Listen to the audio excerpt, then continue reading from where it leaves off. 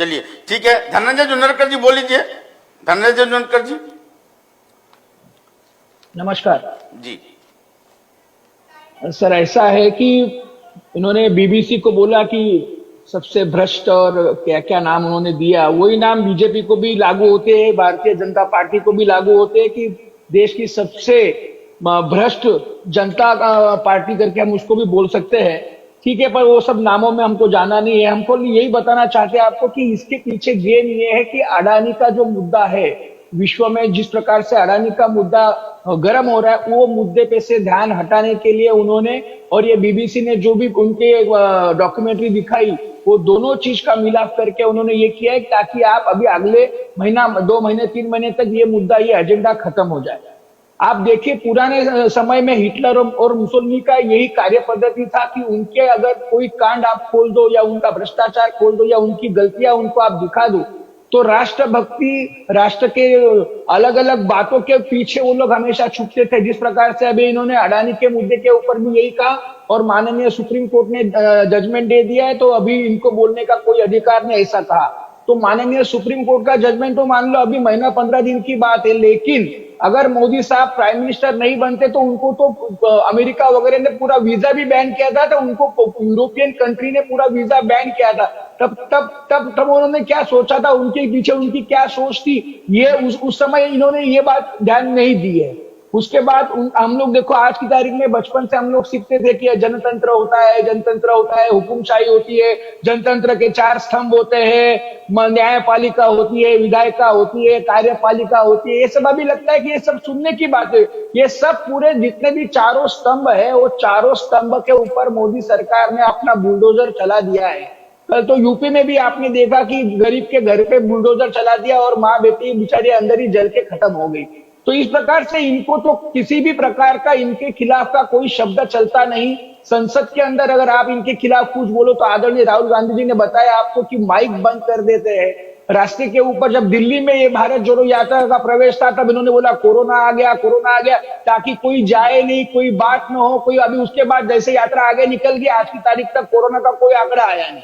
आप अगर उनके खिलाफ कुछ बोलते हो तो ED, CBI, income tax, police, ये सब तैयार है। इन्होंने ये ED, CBI, income tax, police का क्या घोष वाक्य था और जॉब के समय इन्होंने क्या कस्में खाई थी, सब वो लोग भूल चुके हैं। हम ग्लोबल हंगर इंडेक्स में हम 121 देशों में से 107वें स्थान पे है। और प्रेस के जो स्वतंत्रता का जो सर्वेक्षण किया गया विदाउट बॉर्डर रिपोर्ट की कंपनी ने, उसने उन्होंने बताया कि 180 स्थान में से भारत का 150वां स्थान है। सबसे 30 जो खराब देश है जिनकी प्रेस की स्वतंत्रता है, उस 30 देशों में भारत का नाम है। पर लेकिन ये लोग सब मानेंगे नहीं बीजेपी वाले, क्योंकि इनका हिसाब से देश 2014 में आजाद हुआ है, तो उसमें तो कुछ फिर उसके पहले की कोई बात करने जैसा इनका है ही नहीं। इन्होंने 80 करोड़ लोगों को गरीबी की रेखा के नीचे डाल दिया है। ये अगर हम न्यूज करेंगे तो ये लोग ये न्यूज बताते हैं कि इनको हम 5 किलो खाना घर पे पहुंचाते हैं। अरे 80 करोड़ लोग गरीबी की रेखा के नीचे चले गए, ये न्यूज है। 5 किलो गरीब को आप दान धर्म करने की बात कर रहे हैं, वो न्यूज नहीं है।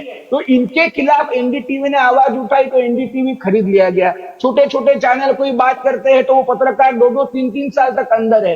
हाथरस के अंदर जिसने बेचारे ने एक न्यूज दी, वो 2-2, 3-3 साल से अंदर है। उसने आके बाहर इंटरव्यू दिया कि 5 दिन तक उस पत्रकार को टॉयलेट को भी जाने को नहीं दिया और एक बर्तन दिया, बाल्टी दिया, उसी में उसको टॉयलेट करने का उसको करा। तो आप ये देखिए कि पत्रकार मतलब इन लोग ने ये सोचा है कि हर पत्रकार, हर न्यूज मीडिया, हर जितना भी है वो इनका अंधभक्त बन के ही बात करे, इनके हाँ में हाँ मिलाए, इनके झूठ को भी वो सच करके दिखाए। अगर वो झूठ बोलते हैं वो भी सब पूरे देश में जाए कि नहीं मोदी जी और शाह जी और पूरी मोदी सरकार बिल्कुल बढ़िया बात कर रही है। और आप हमेशा देखिए जब मोदी जी सीएम थे तो आधार कार्ड पर क्या बोल रहे थे, जीएसटी पे क्या बोल रहे थे, एफडीआई के ऊपर क्या बोल रहे थे और बीबीसी की तारीफ कर रहे थे। तब बोल रहे थे कि अगर देश की मीडिया सच्चाई नहीं दिखाती और बीबीसी अगर सच्चाई दिखा रही है तो बीबीसी की बात को सच मानना चाहिए और बीबीसी तो सब लोग ने वो उसकी न्यूज को यहाँ लाना चाहिए, दिखाना चाहिए, बीबीसी की तारीफ करते थे। जैसे वही सीएम की जगह वो जब पीएम हो गए, वो आधार कार्ड के ऊपर यू टर्न हो गया, जीएसटी के ऊपर यू टर्न हो गया, एफडीआई के ऊपर यू टर्न हो गया। और आज बीबीसी ने एक रिपोर्ट दिखाया, हालांकि वो रिपोर्ट हमने देखी भी नहीं है, वो रिपोर्ट के लिए इन्होंने ये कर दिया। अगर इनको यही इनकम टैक्स की अगर तकलीफ थी और ये रिपोर्ट के आने के पहले अगर ये रेड गिरी होती तो हम लोग विश्वास करते कि चलो कोई बात नहीं, इस बात में सच्चाई है। लेकिन ये क्रोनोलॉजी, अमित शाह जी की भाषा में क्रोनोलॉजी, सामान्य आदमी को क्रोनोलॉजी भी समझ में आती है कि किसके बाद क्या हुआ तो इसका मतलब क्या हो रहा है।